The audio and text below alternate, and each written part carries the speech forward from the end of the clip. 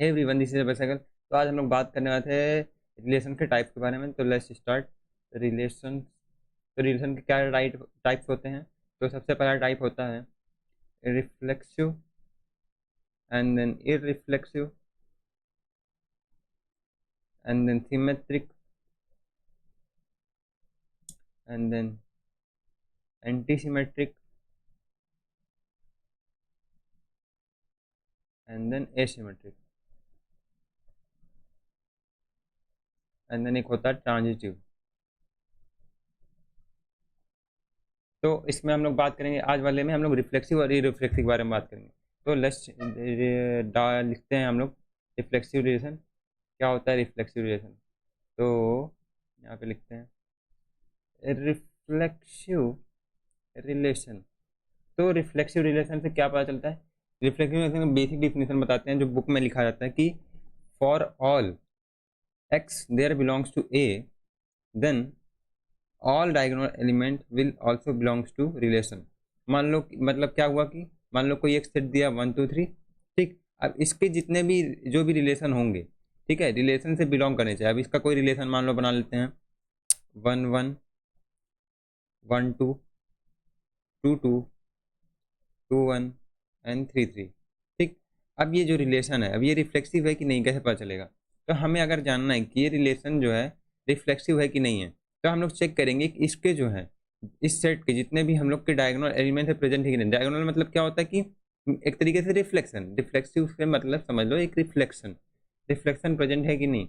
Reflection क्या होता है? जैसे 1 का रिफ्लेक्शन 1 हो गया, 2 का रिफ्लेक्शन 2 हो गया, 3 का रिफ्लेक्शन 3 हो गया, मतलब खुद का रिफ्लेक्शन, ठीक। तो रिफ्लेक्शन से तुम समझ सकते हो। इसी तरीके से अब 1 का 1 से है कि नहीं, 1 का 1 से है कि नहीं, ये है। 2 का 2 से है कि नहीं, 2 का 2 से है कि नहीं, ठीक। 3 का 3 से है कि नहीं, 3 का 3 का है से। मतलब ये हो गया रिफ्लेक्सिव रिलेशन, रिफ्लेक्सिव हो गया ये। अब ऐसे ही बात करें दूसरा सेट के बारे में। मान लो कोई सेट दिया हुआ है कि 1 2, 2 1, 3 3 एंड 3 2, ठीक। ऐसा ही दिया है कोई सेट। अब ये रिफ्लेक्सिव है कि नहीं है? तो सबसे पहले मैं क्या बताया कि उसके जो है मिरर इमेज रिफ्लेक्शन होने चाहिए, ठीक है। मिरर मतलब रिफ्लेक्शन होने चाहिए, ठीक। तो रिफ्लेक्शन चेक करो, 1 1 का रिफ्लेक्शन है कि नहीं। तो 1 1 का तो नहीं है। और 2 2 का चेक करो, 2 2 का भी नहीं है। देखो अब मान लो एक ही गायब हो गया, 1 1 ही गायब हो गया। तो अगर 2 2 और 3 3 दिया हुआ है, अगर इसमें मान लो यहाँ पे 2 2 और 3 3 दिया हुआ है, और यहाँ 2 2 और 3 3 दिया हुआ है, लेकिन अब 1 1 नहीं है, तो हम लोग ऐसा केस चेक करेंगे कि रिलेशन में एक ऐसा केस चेक करेंगे कि इन तीनों में से, तीनों का रिफ्लेक्शन में से कोई एक रिफ्लेक्शन भी गायब हो जाएगा, तो ये रिलेशन जो होगा रिफ्लेक्सिव नहीं होगा, रिफ्लेक्सिव नहीं होगा, ठीक है। तो हमें सिंपल सा ये मैंडेटरी केस है, एक तरीके से मान लो ये मैंडेटरी केस है कि इसका जो है रिफ्लेक्शन ये जो है प्रेजेंट होना चाहिए 1 1, 2 2 एंड 3 3, इसका रिफ्लेक्शन प्रेजेंट होना चाहिए। तो हम लोग सबसे पहले ये चेक करेंगे, और ये तीनों हैं तो मतलब रिफ्लेक्शन है, और ये तीनों में से कोई गायब है तो नहीं है। और इसके अलावा कुछ भी आ जाए सेट में, कुछ भी मतलब ये 1 2 2 1, इससे हमें मतलब नहीं है। ये कितने भी कुछ भी आता रहे, इससे हमें मतलब नहीं है। हमें केवल मतलब है किससे, डायगोनल से। तो ये प्रेजेंट है मतलब हमारा काम हो गया रिफ्लेक्सिव है। अगर इसमें से कोई एक प्रेजेंट नहीं है तो मतलब ये हमारा काम खराब, रिफ्लेक्सिव नहीं है, ठीक है। ये हो गया रिफ्लेक्सिव का। Let's take example. तो कंसिडर सेट 1 2 3 लिखा हुआ है, find which of the following are reflexive and irreflexive. तो अभी रिफ्लेक्सिव की बात नहीं हुई है, तो इसको जो है हटा दो, इसको जो है अभी हटा दो, और हम लोग इसको बात करते हैं, रिफ्लेक्सिव के बारे में बात करते हैं। तो इसको पहले करो, मैं फिर बता रहा हूँ, ठीक है। तो चलो मैं बताता हूँ। अब ये क्या लिखा हुआ है, एक क्रॉस है। एक क्रॉस है, जब मैं पढ़ा रहा था तो मैं बताया था कार्टेशियन प्रोडक्ट होता है, कार्टेशियन प्रोडक्ट होता है, कार्टेशियन प्रोडक्ट होता है। कार्टेशियन प्रोडक्ट के अंदर जो होता है सब कुछ आता है, सब कुछ आता है, तो रिफ्लेक्सिव रिलेशन तो होगा ही होगा। 1 1 2 2 3 3 तो होगा ही, डायगोनल एलिमेंट प्रेजेंट होंगे ही होंगे, ठीक है। तो एंड देन बात करेंगे फाई की। अब फाई है कि नहीं, ये देखो अच्छा क्वेश्चन है, फाई है कि नहीं है। तो हम लोगों ने, मैं इसमें क्या बताया कि जो है हमारा ये तीनों पेयर प्रेजेंट होना चाहिए। मतलब अगर कोई सेट 1 2 3 दिया है तो इसके सारे रिफ्लेक्शन प्रेजेंट होने चाहिए। अब फाई में तो कुछ भी नहीं है, तो मतलब ये रिफ्लेक्सिव नहीं होगा, ठीक है। एंड देन बात करेंगे इसके बाद थर्ड वाले की, 1 1 2 2 एंड 3 3। अब 1 1 2 2 एंड 3 3 में देखेंगे कि हमें क्या चाहिए, इस सेट में हमें क्या चाहिए, इन तीनों के रिफ्लेक्शन चाहिए। इन तीनों के रिफ्लेक्शन 1 1 2 2 एंड 3 3 प्रेजेंट है, तो ये रिफ्लेक्सिव हो गया, ठीक है। एंड देन हम लोग बात करेंगे 1 2 2 3 एंड 1 3। तो हम लोग देखेंगे 1 1 ही गायब हो गया सबसे पहले, तो ये बेकार है। एंड देन इसमें देखेंगे 1 1 है, 2 2 है, लेकिन अब इसमें 3 3 नहीं है, अब इसमें 3 3 मिसिंग है, तो ये जो हो जाएगा ये भी नहीं होगा। एंड देन इसमें चेक करेंगे 1 1, 2233 अब इसमें है। अब मैं जो बताया था कि उसके अलावा कुछ भी हो, उसके अलावा कुछ भी हो, हमें फ़र्क नहीं पड़ता है। तो हमारा ये चीज़ जो मिल गया तो ये हमारा रिफ्लेक्सिव हो जाएगा। एंड देन इसमें देखते हैं 13 21 23 एंड 32। अब ये बेकार है, बेकार है, सिंपल सा क्वेश्चन था। एंड देन अब थोड़ी सी प्रॉपर्टीज के बारे में बात करते हैं जो क्वेश्चन ज़्यादातर आते हैं। Like total number of reflexive relation कितने होंगे, RELATION रिलेशंस विल बी, कितने total number of reflexive relation present होंगे, हमें ये पूछ रहा है, ठीक है। तो हमारे कैसे निकालेंगे हम लोग रिफ्लेक्सिव कितने होंगे, total number of reflexive relation कितने पॉसिबल हो सकते हैं। तो हमें क्या चाहिए, हमें डायगोनल एलिमेंट चाहिए। मान लो कोई एक सेट है, ठीक, इसमें ये सेट है, ठीक, मैट्रिक्स है, matrix.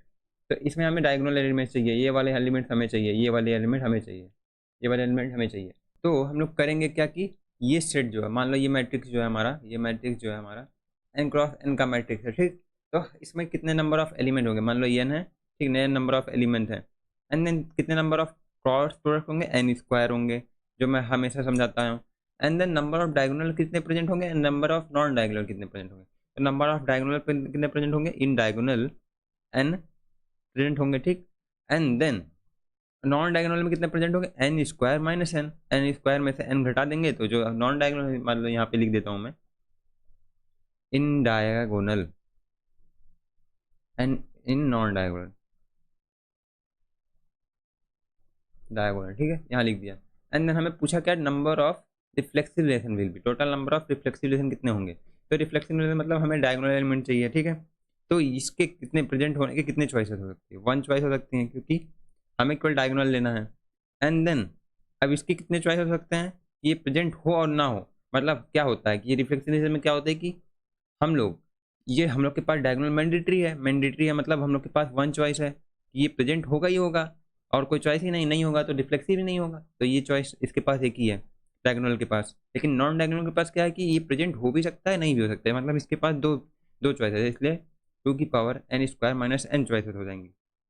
And then total number कितने हो जाएंगे, एंड देन इन दोनों को मिला देंगे, आ जाएगा 2n n-1, ऐसे लिख सकते हैं या फिर ऐसे भी लिख सकते हैं। तो total number of relation will भी हो जाएंगे 2n n-1 रिलेशन, ठीक है, 2n n-1 रिलेशन। एक मिनट, इसको हटाओ यहाँ से। n-1 रिलेशन विल भी पॉसिबल टोटल। तो ये बहुत अच्छा चीज़ है, ये क्वेश्चन में इससे क्वेश्चन आते हैं, ठीक है, गेट में इससे क्वेश्चन आते हैं। तो आगे बढ़ते हैं, कुछ और प्रॉपर्टीज के बारे में बात करते हैं। तो इतने प्रॉपर्टी है, ठीक है, इतनी प्रॉपर्टी के बारे में बात करते हैं, अभी इंपॉर्टेंट इतना ही है।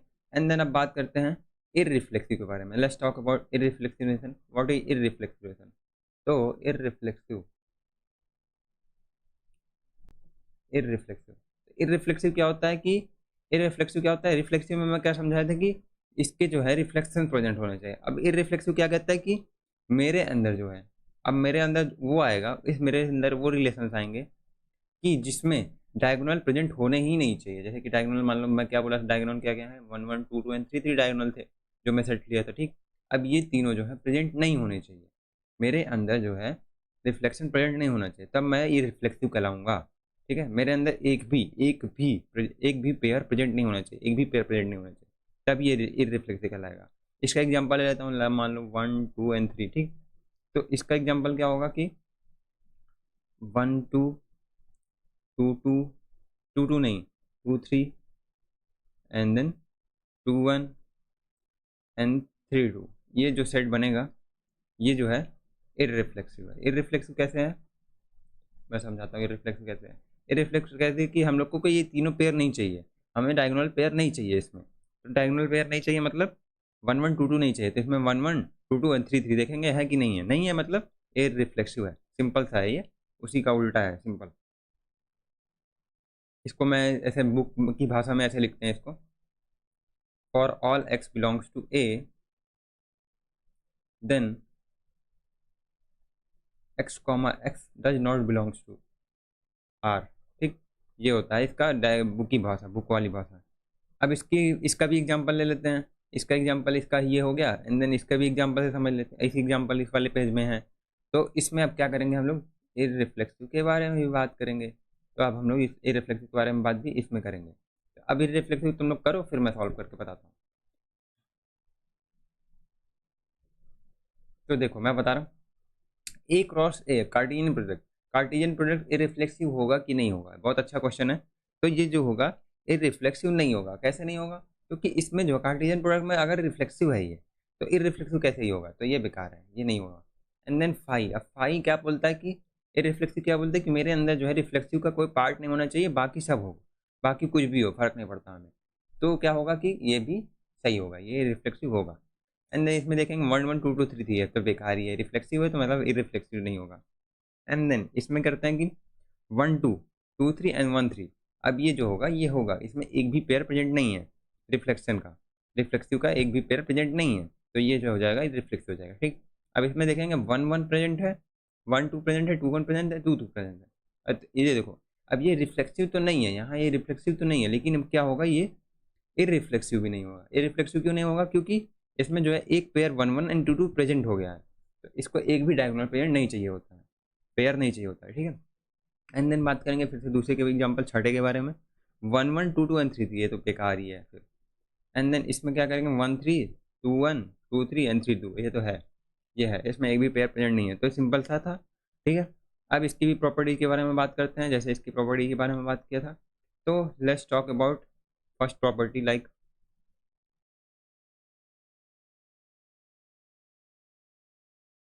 ये हो गया पहला क्वेश्चन, पहला टॉपिक। इसमें क्या होगा कि पूछा क्या है, स्मॉलेस्ट इररिफ्लेक्सिव रिलेशन क्या होगा, स्मॉलेस्ट इररिफ्लेक्सिव रिलेशन क्या हो सकता है। तो स्मॉलेस्ट इररिफ्लेक्सिव, स्मॉलेस्ट में हम लोग की बात होती है तो हम लोग सबसे पहले लेते हैं फाई को। अब फाई जो है इररिफ्लेक्सिव है कि नहीं है, जैसे आप लोग अभी लोग समझ रहे थे, जो है फाई जो है इररिफ्लेक्सिव होता है। तो इस तरीके से ये जो हो गया स्मॉलेस्ट इररिफ्लेक्सिव रिलेशन हो गया। ठीक है, सिंपल सा था। एंड देन नेक्स्ट के बारे में बात करते हैं।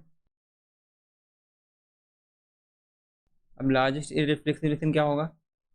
लार्जेस्ट के लिए हम लोग क्या करेंगे कि हम लोगों को क्या चाहिए, हम लोगों को इररिफ्लेक्सिव के लिए क्या चाहिए, इररिफ्लेक्सिव के लिए चाहिए हम लोग को डायगोनल नहीं चाहिए, Cartesian product minus diagonal pair, Cartesian product minus diagonal. अब हम लोग कार्टेशियन में से डायगोनल निकाल देंगे, डायगोनल डायगोनल पेयर, तो बचेगा क्या, इररिफ्लेक्सिव रिलेशन बचेगा। तब ये कैसे किया जाएगा, इसको मैथमेटिकली कैसे लिखेंगे कि ए क्रॉस ए डायगोनल पेयर को ऐसे लिखते हैं, कार्टेशियन पेयर ऐसे लिखते हैं, एंड देन डायगोनल के लिए ऐसे लिखते हैं, इसको ऐसे ट्राइंगल बना के ऐसे लिखते हैं। ठीक है, तो ये हो गया ऐसा, ये हो गया लार्जेस्ट इररिफ्लेक्सिव रिलेशन। ठीक है, एंड देन नेक्स्ट के बारे में बात करते हैं, टोटल नंबर ऑफ, ये सबसे अच्छा है, यही सबसे ज़्यादा यूज होता है, total number of irreflexive relation will B, total number of irreflexive relation will B कितने होंगे। अब ये देखो, हम इसको समझाने के लिए क्या समझाए थे, ये number total number of n है, and then n squared Cartesian product है, एंड देन डायगोनल में आ जाएंगे एन, एंड देन आ जाएंगे डायगोनल में से n square minus n. And then ये क्या होना चाहिए, इसके पास वन चॉइस क्यों होगी, मैं बताता हूँ कैसे होगी वन चॉइस। वन चॉइस होगी क्योंकि इसे हमें प्रेजेंट नहीं रखना है, प्रेजेंट नहीं रखना मतलब ये होना नहीं चाहिए, क्योंकि ये इररिफ्लेक्सिव के बारे में बात हो रही है। इररिफ्लेक्सिव में हमें कार्टेशियन डायगोनल पेयर्स नहीं चाहिए होते हैं, डायगोनल्स जो होते हैं हमें नहीं चाहिए होते हैं। अरे नॉन डायगोनल, नॉन डायगोनल हो ना हो उससे फर्क नहीं पड़ता इसको, इररिफ्लेक्सिव को, नॉन डायगोनल, नॉन डायगोनल। तो इसको जो है, इसके पास एक चॉइस है कि ये प्रेजेंट नहीं रहेगा, एंड इसके पास क्या चॉइस है, इसके पास दो चॉइस है कि ये प्रेजेंट हो भी सकता है नहीं भी हो सकता है, तो ये सेम हो जाएगा, एन स्क्वायर माइनस एन हो जाएगा, and then total number of relation will be 2 की पावर n n-1, ये भी उसी की जितना ही हो जाएगा, जितना रिफ्लेक्सिव रिलेशन होगा। तो ये आंसर आ गया 2 2n-1। ये हो गया यूजफुल चीज़ है, ये समझ में आ गया। एंड देन नेक्स्ट के बारे में बात करते हैं, समझ में आया कि नहीं, समझ में आ गया होगा, चलो आगे बढ़ते हैं।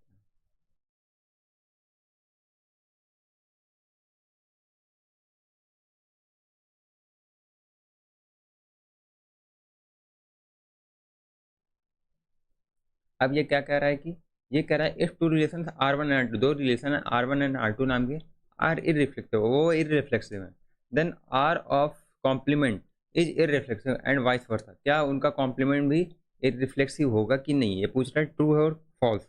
तब ये जो है, अब कोई भी चीज़ इररिफ्लेक्सिव है तो उसका कॉम्प्लीमेंट भी इररिफ्लेक्सिव होगा ही होगा, सिंपल सी बात है। कॉम्प्लीमेंट मतलब उसका उल्टा, तो सिंपल सी बात है उसमें होगा ही होगा।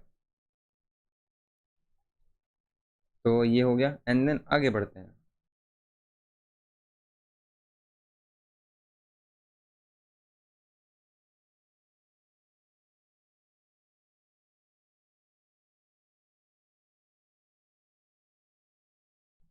अब ये क्या बोल रहा है, any subset of irreflexive relation, कोई भी सबसेट होगा इररिफ्लेक्सिव रिलेशन में विल आल्सो बी रिफ्लेक्सिव। अब मान लो जैसे कि सिंपल सा ये भी है, कोई भी सेट अगर रिलेशन दिया हुआ है, ठीक है, वो इररिफ्लेक्सिव है। इररिफ्लेक्सिव है मतलब उसमें कोई भी ये पेयर प्रेजेंट नहीं है, ये सब पेयर प्रेजेंट नहीं है, तो ये इररिफ्लेक्सिव होगा, ठीक है। तो क्या पूछा है कि उसका सबसेट, अब इसमें से कोई एक सबसेट मान लो निकाल लिए, तो उसमें अगर डायगोनल प्रेजेंट प्रेजेंट ही नहीं है, तो इसमें सबसेट में तुम डायगोनल कहाँ से लाओगे। तो ये सिंपल सी बात है कि ये भी इररिफ्लेक्सिव होगा, तो ये ट्रू हो जाएगा। तो ये था इसकी कुछ प्रॉपर्टीज के बारे में। तो इस वीडियो को यहीं तक रखते हैं, और अगले वीडियो में हम लोग बात करेंगे सिमेट्रिक, एंटी सिमेट्रिक, एसिमेट्रिक के बारे में। तो इसमें हम लोगों ने क्या बताया, रिफ्लेक्सिव रिफ्लेक्सिव के बारे में बताया, रिफ्लेक्सिव को यहाँ समझा है मैंने, and then example, and then ये थोड़ी प्रॉपर्टी, एंड देन इररिफ्लेक्सिव की थोड़ी प्रॉपर्टी, बस दैट्स इट, थैंक यू।